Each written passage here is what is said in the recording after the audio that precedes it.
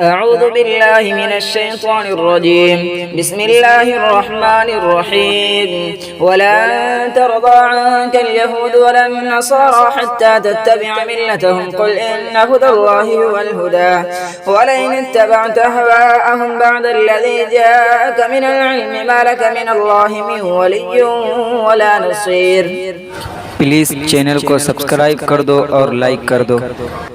الذين آتيناهم الكتاب يتلونه حق تلاوته أولئك يؤمنون به ومن يكفر به فأولئك هم الخاسرون. يا بني إسرائيل اذكروا نعمتي التي أنعمت عليكم وأني فضلتكم على العالمين واتقوا يوما لا تجزي نفس عن نفس شيئا ولا يقبل منها عدل ولا تنفعها شفاعة ولا هم ينصرون.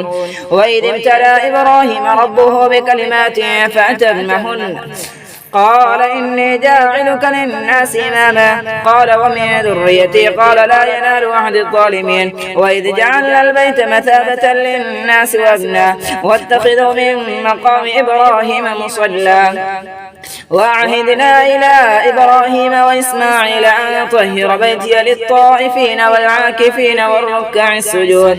وإذ قال إبراهيم رب اجعل هذا بلدا آمنا وارزق أهله من الثمرات من آمن منهم بالله واليوم الآخر قال ومن كفر فأمتعه قليلا ثم اضطره إلى عذاب النار وبئس المصير. وإذ يرفع إبراهيم القواعد من البيت وإسماعيل ربنا تقبل منا إنك أنت السميع العليم ربنا واجعلنا مسلمين لك ومن ذريتنا أمة مسلمة لك وارنا مناسكنا وتب علينا إنك أنت التواب الرحيم. ربنا وابعث فيهم رسولا منهم يتلو عليهم آياتك ويعلمهم الكتاب والحكمة ويزكيهم عن ملة إبراهيم إلا عزيز نفسه ولقد اصطفيناه في الدنيا وإنه في الآخرة لمن الصالحين. إذ قال له ربه أسلم قال أسلمت لرب العالمين. ووصى بها إبراهيم بنيه ويعقوب يا بني إن الله اصطفى لكم الدين فلا تموتن إلا وأنتم مسلمون. أم كنتم شهداء إذ حضر يعقوب الموت إذ قال لبنيه ما تعبدون من بعده قالوا نعبد إلهك وإله آبائك إبراهيم وإسماعيل وإسحاق إلها واحدا ونحن له مسلمون.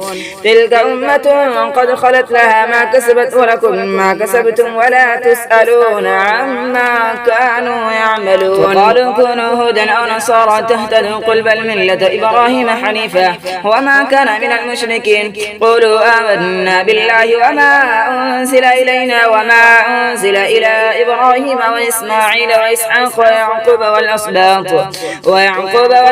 وما أوتي موسى وعيسى وما أوتي النبيون من ربهم لا نفرق بين أحد منهم ونحن له مسلمون. فإن آمنوا بمثل ما آمنتم به فقد اهتدوا وإن تولوا فإنما هم في شقاق فسيكفيكهم الله وهو السميع العليم. صبغة الله ومن أحسن من الله صبغة ونحن له عابدون.